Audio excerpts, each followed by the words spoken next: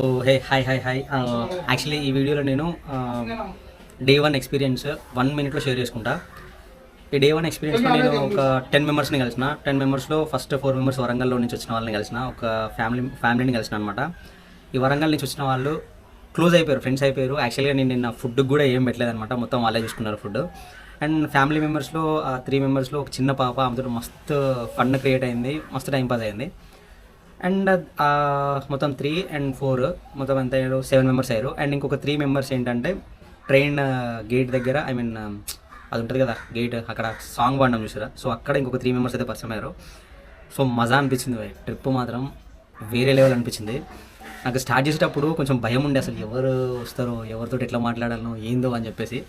పర్లేదు, day one అయితే super experience, మస్త్ ఎక్స్పీరియన్స్.